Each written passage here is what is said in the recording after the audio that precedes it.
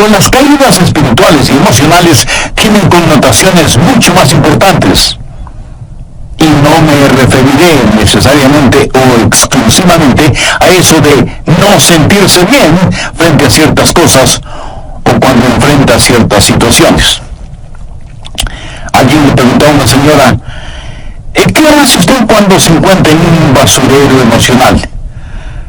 Y ella contestó, pues para olvidarme del asunto, voy y me compro un sombrero. Su esposo, al escuchar decir eso, hizo el siguiente comentario. Ahora me explico por qué tus sombreros son tan raros. Hay ocasiones en que nos desanimamos cuando no estamos felices acerca de algo o de alguien. O cuando perdemos el trabajo o tenemos un accidente de tránsito. O cuando alguien nos dice algo negativo sobre nosotros. Pero no me refiero a esto. Hablo de la depresión, ese profundo sentimiento de desesperación que a veces puede convertirse en algo terrible y horrible. Es un asunto que envía gente a los hospitales o causa que las personas simplemente desaparezcan de su círculo social. En ocasiones, cuando nos sentimos mal, es como si estuviéramos en una tormenta. Llega y se va. Pero la depresión es como una neblina que está constantemente presente, bloqueando el sol que trata de llegar a nuestras vidas. Y quiero que piense conmigo primero en lo que voy a llamar el serio problema de la depresión. Ahora sí, veamos el Salmo 42:5. ¿Por qué te abates, oh alma mía, y te turbas dentro de mí? El rey David escribió estas palabras, y él estaba deprimido, y estaba hablando consigo mismo. Hago un breve paréntesis aquí para informarle que el Instituto Nacional de Salud Mental reportó que la depresión es, tristemente, un negocio de más de $1 billón anuales. O sea, lo que la gente gasta para ser tratada de depresión. Y en lo que yo investigué para preparar este mensaje, descubrí que hay millones de norteamericanos que sufren de depresión, y supongo que esa es una lamentable realidad en todos los países del mundo. ¿Sabe usted que es muy difícil animar a una persona que sufre de depresión? Tal pareciera que nada le hace sentir mejor. Por eso digo que la depresión es un problema serio, y quiero compartir con usted una lista que encontré que describe lo que es la depresión.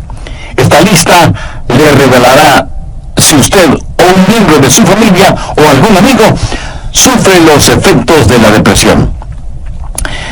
La depresión es un sentimiento de pasividad y apatía, un continuo estado de tristeza, una actitud de que nada está bien, o peor aún, nada vale la pena. Es un constante estado de desesperanza, un sentimiento de que a nadie le importo, o nadie me entiende, nadie me acepta. Es vivir en un constante estado de preocupación y de ansiedad. Eso es depresión.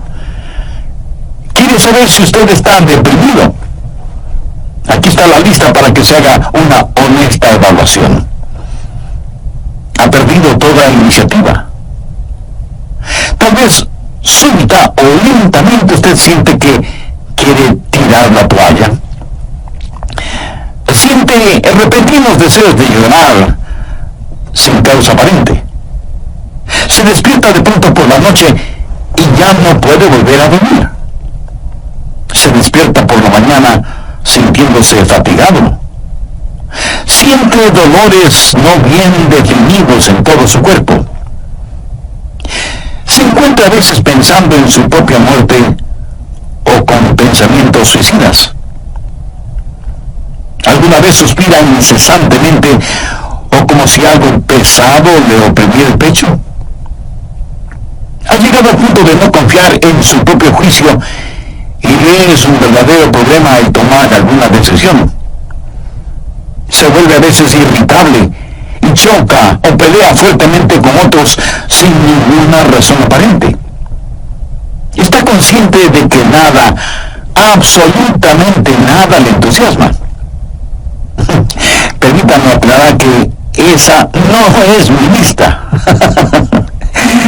Pero estoy seguro que es la lista de alguien.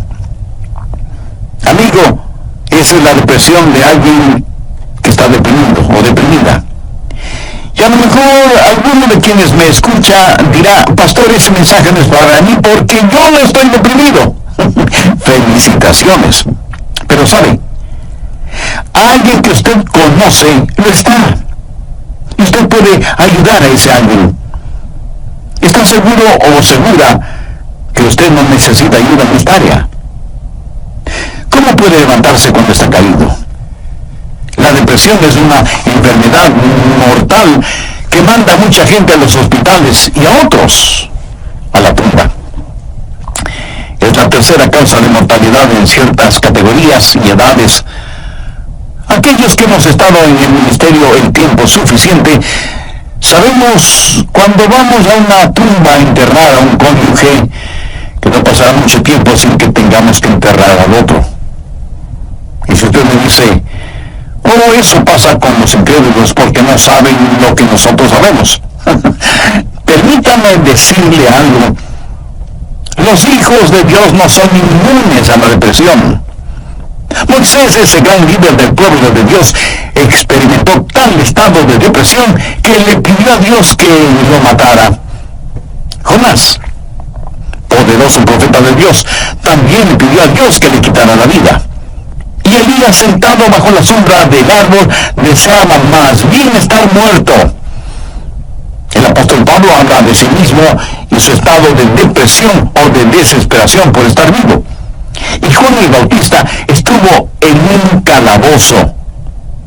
No una mazmorra literal, sino en un calabozo de desesperación.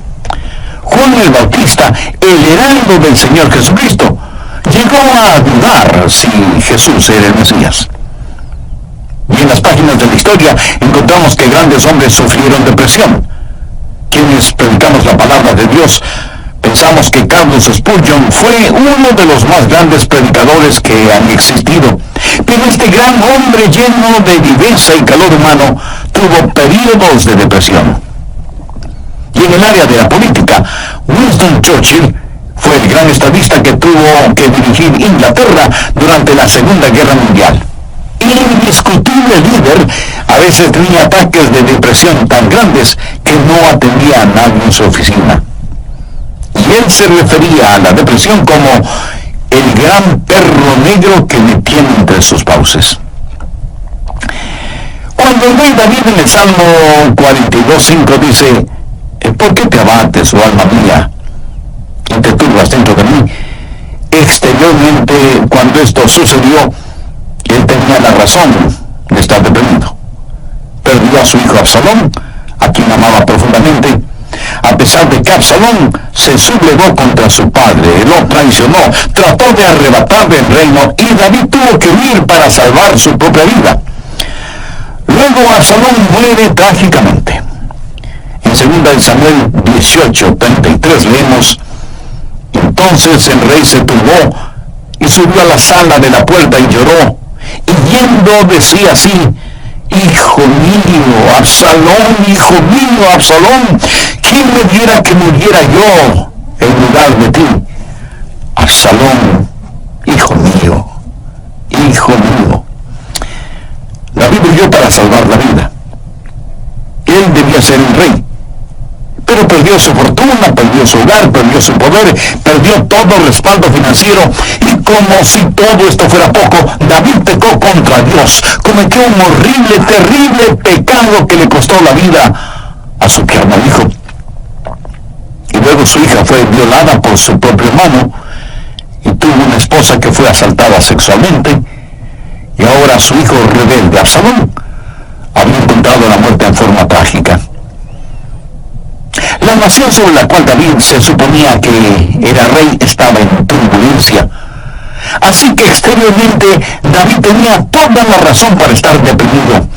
Las cosas no podían estar peor que lo que estaban. ¿Por qué te abates, oh alma mía, y te turbas dentro de mí? Este salmo es un caso clínico de depresión. En primer lugar, David tuvo lo que yo llamo sequedad espiritual.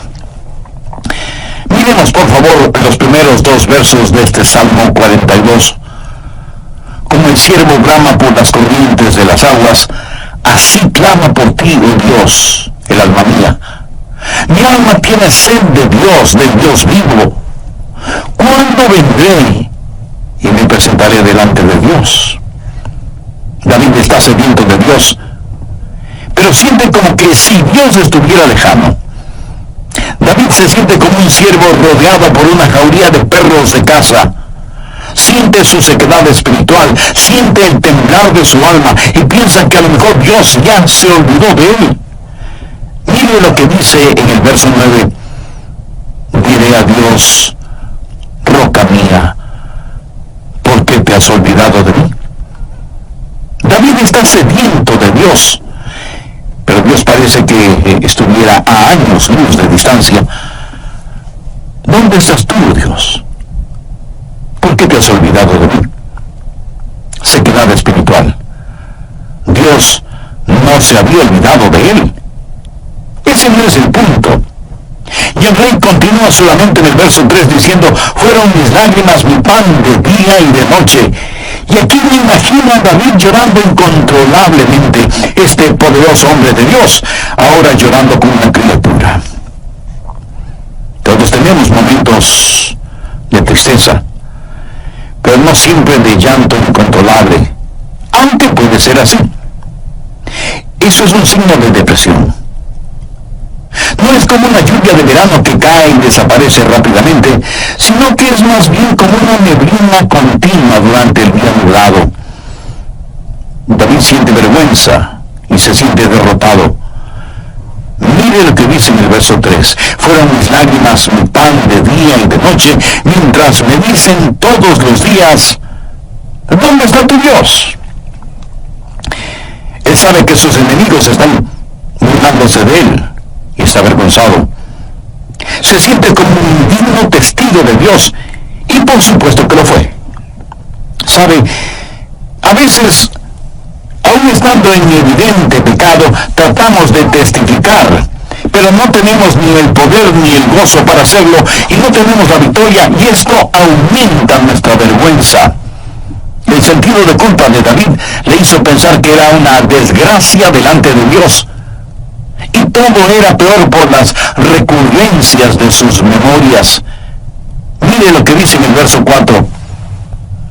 Me acuerdo de estas cosas y derramo mi alma dentro de mí, de cómo yo fui con la multitud y la conduje hasta la casa de Dios, entre voces de alegría y de alabanza del pueblo en fiesta. David recordaba mejores días. Miró retrospectivamente aquellos días cuando tuvo gozo y paz junto con la multitud, alabando a Dios en la casa de Dios. Y ahora todo eso no era más que un recuerdo. Ya no era nada real para él, y hacía que todo su dolor, toda su turbación fuera más vívida, y sentía que esos hermosos días que antaño experimentó los había perdido para siempre. Y como si eso no fuera suficiente, él estaba abrumado por las circunstancias.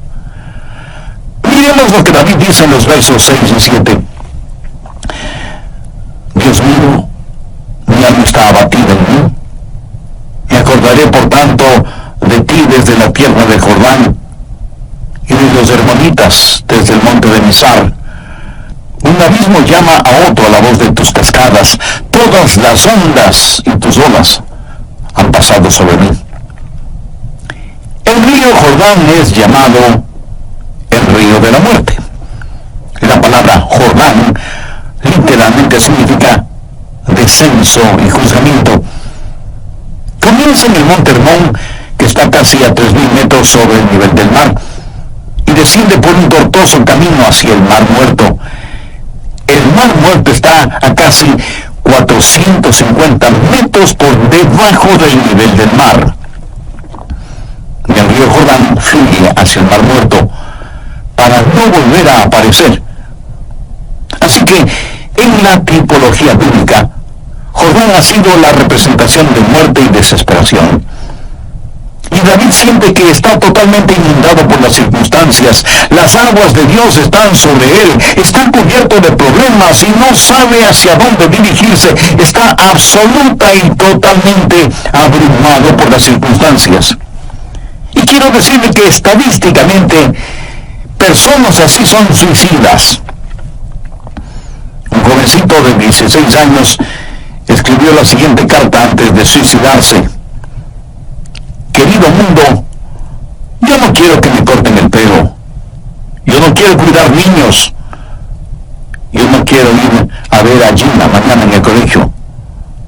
Yo no quiero hacer mis deberes de biología, de inglés, de historia, ni de ninguna otra materia. Yo ya no quiero estar triste o solo o deprimido. No deseo comer, ni beber, ni conversar, ni dormir, ni respirar. Sencillamente ya no quiero vivir. Papá, mamá, no es culpa de ustedes. Solo que no me siento libre, me siento enfermo, triste y solo, aunque esté rodeado de mis padres, hermanos, compañeros y amigos. Eso, mi amigo, es depresión y es muy, pero muy triste. La depresión es un serio problema. En segundo lugar, quiero que sepa y vea que hay una provisión espiritual para la depresión. Gracias a Dios, usted no tiene que estar deprimido. Dios ha hecho provisión para usted, para mí, para nuestras familias y para nuestros amigos, para todos aquellos que sufren depresión. Primero, usted tiene que mirarse interiormente y analizar su corazón. Veamos el Salmo 42, los versos del 5 al 7. ¿Por qué te abates, oh alma mía, y te turbas dentro de mí?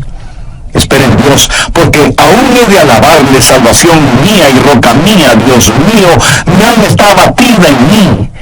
Me acordaré por tanto de ti desde la tierra del Jordán y de los hermonitas desde el monte de Misar. Un abismo llama a otro a la voz de tus cascadas, todas tus ondas y tus olas han pasado sobre mí. Pero ahora quiero que note en forma particular que David comienza a hablar consigo mismo. Y si usted me pregunta si uno puede hablar con uno mismo, pues le diré que sí, David lo hizo. Y no me diga que usted nunca ha hablado con usted mismo, porque francamente no se lo voy a creer. Porque todos lo hacemos, consciente o inconscientemente. Note que David está hablando con su alma. El alma es el ego que vive dentro de cada uno de nosotros, no es el espíritu. El espíritu es su naturaleza espiritual, su alma es su naturaleza emocional, su mente, sus emociones, su voluntad. Y David le habla a su alma.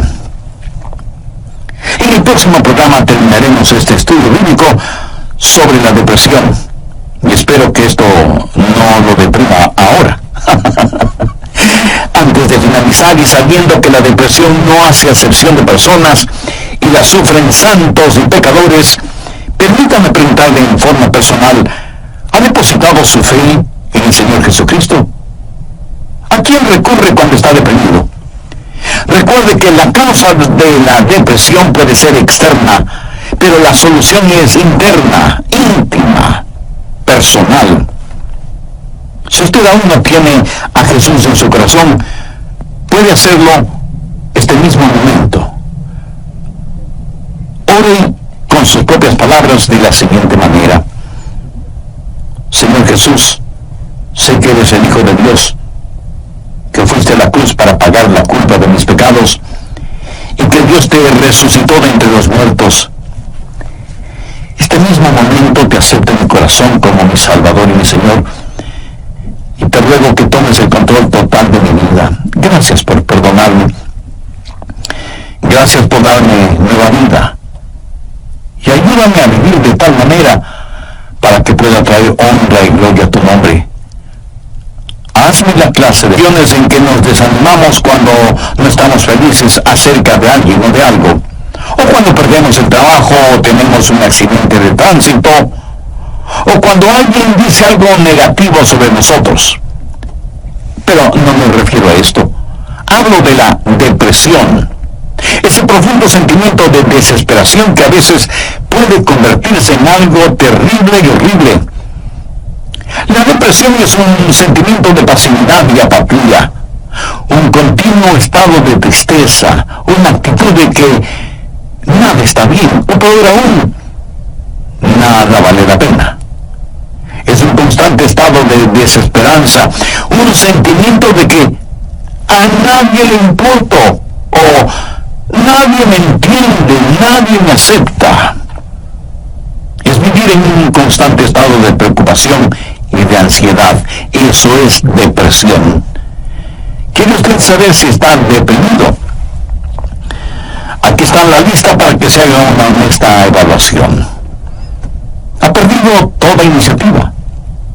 Tal vez súbita o lentamente usted siente que quiere tirar la toalla. Siente repentinos deseos de llorar sin causa aparente. Se despierta de noche y ya no puede volver a dormirse. Se despierta por la mañana sintiéndose fatigado. Siente dolores no bien definidos en todo su cuerpo. Se encuentra a veces pensando en la propia muerte, la suya, o con pensamientos suicidas. ¿Alguna vez suspira incesantemente o como si algo pesado le oprimiera el pecho? Ha llegado al punto de no confiar en su propio juicio y le es un verdadero problema en tomar alguna decisión. Se vuelve a veces irritable y choca o pelea fuertemente con otros sin ninguna razón aparente. Está consciente de que nada, absolutamente nada le entusiasma. Y si usted me dice, eso pasa con los incrédulos porque no saben lo que nosotros sabemos. Permítame decirle algo, los hijos de Dios no son inmunes a la depresión. Moisés, ese gran líder del pueblo de Dios, experimentó tal estado de depresión que él le pidió a Dios que lo matara. Jonás, poderoso profeta de Dios, también le pidió a Dios que le quitara la vida. Y Elías, sentado bajo la sombra de un árbol, deseaba más bien estar muerto. El apóstol Pablo habla de sí mismo y su estado de depresión o de desesperación por estar vivo. Y Juan el Bautista estuvo en un calabozo, no una mazmorra literal, sino en un calabozo de desesperación. Juan el Bautista, el heraldo del Señor Jesucristo, llegó a dudar si Jesús era el Mesías. Y en las páginas de la historia encontramos que grandes hombres sufrieron depresión. Quienes predicamos la palabra de Dios pensamos que Carlos Spurgeon fue uno de los más grandes predicadores que ha existido. Pero este gran hombre lleno de viveza y de calor humano tuvo periodos de depresión. David se suponía que era rey, estaba en turbulencia. Así que exteriormente David tenía toda la razón para estar deprimido. Las cosas no podían estar peor de lo que estaban. ¿Por qué te abates, oh alma mía, y te turbas dentro de mí? Este salmo es un caso clínico de depresión. En primer lugar, David tuvo lo que yo llamo sequedad espiritual. Miremos por favor los primeros dos versos de este Salmo 42. Como el siervo brama por las corrientes de las aguas, así clama por ti, oh Dios, el alma mía. Mi alma tiene sed de Dios, del Dios vivo. ¿Cuándo vendré y me presentaré delante de Dios? David está sediento de Dios, pero siente como que si Dios estuviera lejano. David se siente como un ciervo rodeado por una jauría de perros de caza. Siente su sequedad espiritual, siente el temblar de su alma y piensa que a lo mejor Dios ya se ha olvidado de él. Mire lo que dice en el verso 9. Diré a Dios, oh roca mía, ¿por qué te has olvidado de mí? David está sediento de Dios, pero Dios parece que estuviera a años luz de distancia. ¿Dónde estás tú, oh Dios? ¿Por qué te has olvidado de mí? Sequedad espiritual. Dios no se había olvidado de él. Pero ese es el punto. El rey continúa su lamento en el verso 3 diciendo, fueron mis lágrimas, mi pan de día y de noche. Y aquí me imagino a David llorando incontrolablemente este poderoso hombre de Dios, ahora llorando como una criatura. Todos tenemos nuestros momentos de tristeza, pero no siempre de llanto incontrolable, aunque puede ser así. Eso es un signo de depresión. No es como una lluvia de verano que cae y desaparece rápidamente, sino que es más bien como una neblina continua durante un día nublado. David siente vergüenza y se siente derrotado. Mire lo que dice en el verso 3. Fueron mis lágrimas mi pan de día y de noche, mientras me dicen todos los días, ¿dónde está tu Dios? Sabía que dentro de usted hay alguien que constantemente le está hablando. Es la vieja naturaleza. Su alma no redimida ni santificada. Y su alma le habla y le dice, tienes razón de sentir pena por ti mismo. Nunca lo lograrás. No tienes lo que se requiere. Este es el final. La vida no vale la pena vivirla. Y David responde a su alma y le dice, ¿por qué te abates, oh alma mía? Y este es el momento en que usted toma control, sostiene firmemente a su alma frente a usted, le mira directamente a los ojos y le habla. Eso es lo que David hizo cuando le dijo, alma, ¿por qué te sientes así? Usted tiene que mirarse íntimamente, interiormente y analizar su corazón. ¿Por qué está deprimido? Yo no estoy diciendo que no tiene razón para estar deprimido. Tal vez alguna persona amada ha fallecido, su cónyuge, un hijo o una hija, un entrañable amigo. Si eso es verdad, entréguele su dolor a Dios, comparta su pena con quienes le aman y tenga en cuenta que a pesar de cómo se sienta, la vida no ha terminado para usted. Tal vez tiene el corazón destrozado. Alguien a quien amaba profundamente le ha engañado. Tal vez un esposo ha abandonado a su esposa por otra mujer, o a lo mejor una esposa ha dejado a su esposo por otro hombre. Tal vez esté enfrentando el dolor de un noviazgo roto súbita y amargamente, o pudiera ser que los padres no hacen sentir bienvenidos a sus hijos que se fueron del hogar como las ovejas negras de la familia. Si usted está viviendo estas u otras amargas experiencias, escúcheme. Rehúse el estar rumiando estas cosas una y otra vez. Eso no es bueno. Analice las cosas. Si alguien le destrozó el corazón, vea qué es lo que ha aprendido de esa experiencia y comience a buscar y tener nuevas amistades. Tal vez usted ha pecado. Está siendo perseguido constantemente por el fantasma de su culpa. ¿Qué debe hacer? Confiese su pecado a Dios. Y si quiere pedir perdón a alguien, hágalo. Si tiene que restituir algo a alguien, hágalo sin demora de tiempo. Mientras más se demore en hacerlo, más difícil le será el realizarlo. Haga lo que tiene que hacer ya. Y cierre la puerta de ese pasado. Analice, mire su propio corazón y pregúntese, ¿por qué estoy abatido? Pero necesita hacer algo más. No solo un análisis íntimo de su corazón, sino que mirando hacia arriba, reconozca que necesita ayuda una vez que ha identificado el problema. Note en los versos del 7 al 9 lo que David dijo.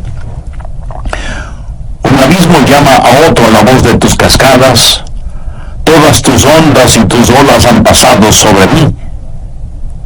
Pero de día mandará Jehová su misericordia, y de noche su cántico estará conmigo, y mi oración al Dios de mi vida.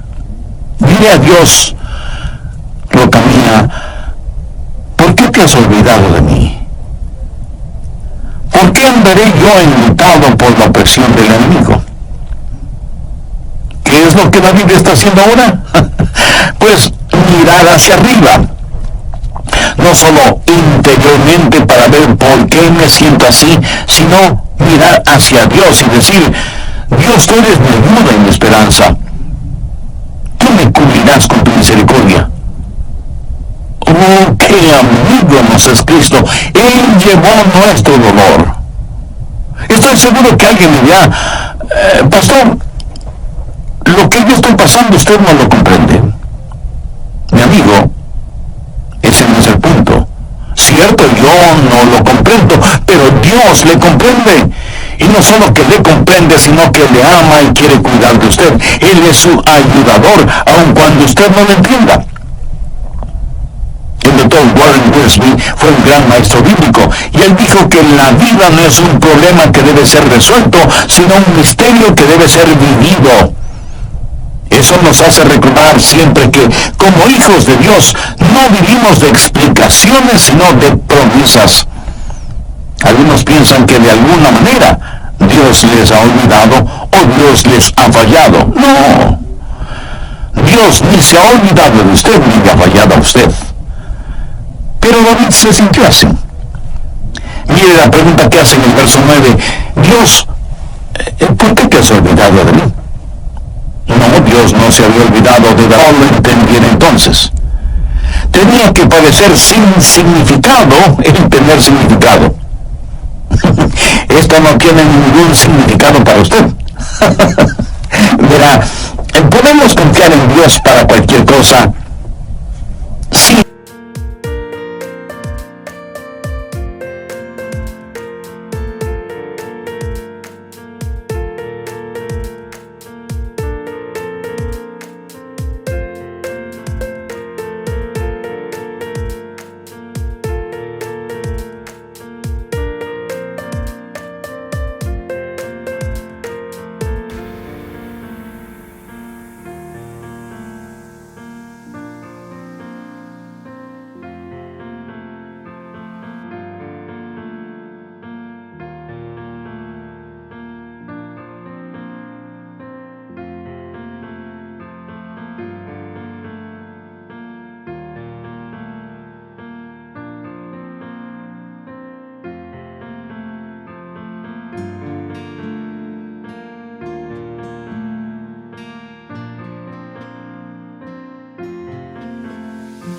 Entendiéramos el porqué.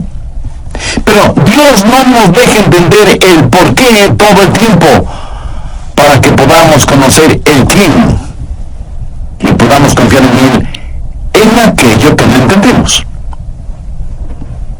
Andrew Murray fue un extraordinario hombre de Dios y dijo lo siguiente: en tiempos de problemas, aquellos que confían en Dios deben primero decir, Él me trajo hasta aquí.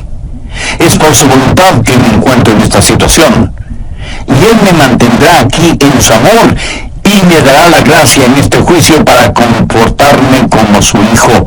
Él hará que este juicio sea una bendición, enseñándome las lecciones que Él quiere que aprenda y trabajando bajo su gracia ya concebida. Finalmente, en su tiempo, Él le librará nuevamente. ¿Cómo y cuándo? Bueno, solo Él lo sabe. Así que cuando usted está en dificultades, diga, estoy aquí primero por la voluntad de Dios, segundo bajo su cuidado, tercero bajo su entrenamiento y cuarto en su tiempo.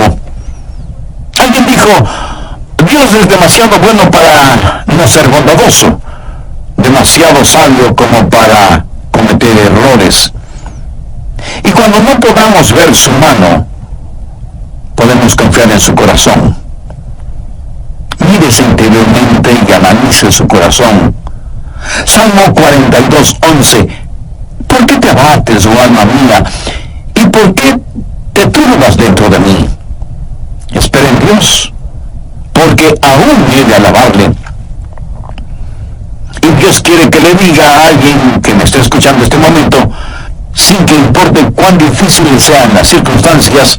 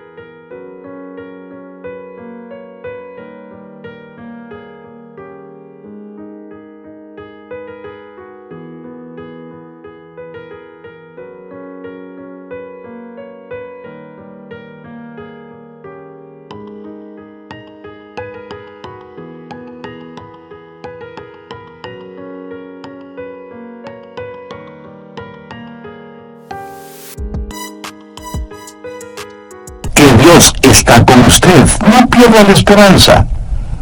Dios tiene un futuro lleno de esperanza para usted. David le habló a su alma y le dijo, espera en Dios.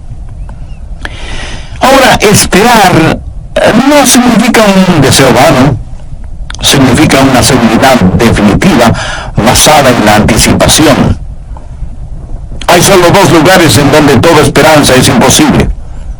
El uno es el cielo, porque ya no necesitamos ninguna esperanza, todo será realizado. El otro lugar es el infierno. Si usted muere sin ser salvo, se irá al infierno y quedará fuera de toda esperanza. Pero la esperanza siempre es posible.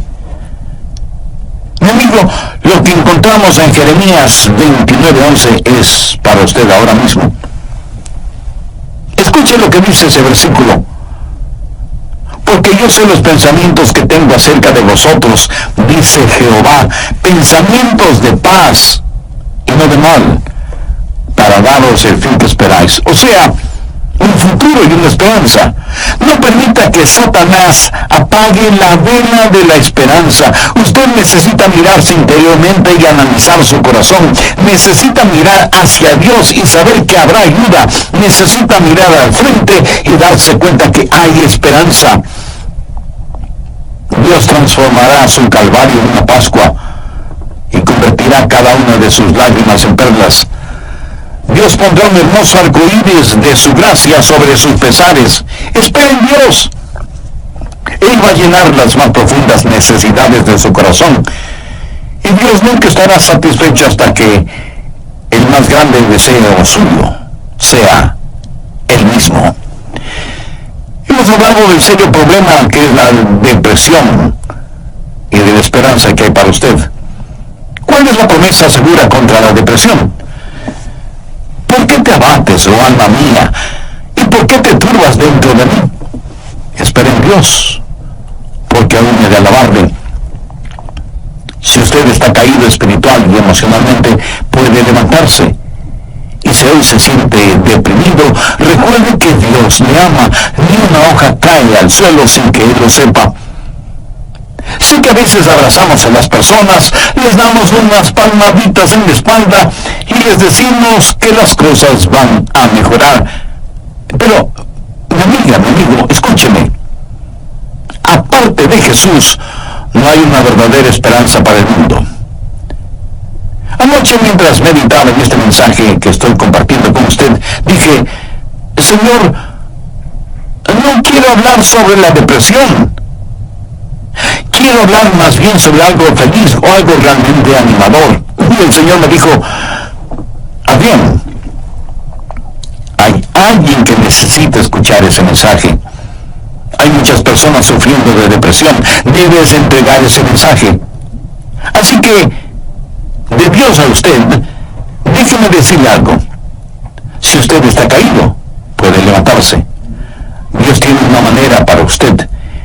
Y no es psicología popular barata, ni una palmadita en la espalda diciéndole las cosas van a mejorar. Espere en Dios, Él le ayudará hasta el final. Tenga la absoluta confianza que usted está protegido y abrazado por los eternos y poderosos brazos de Dios.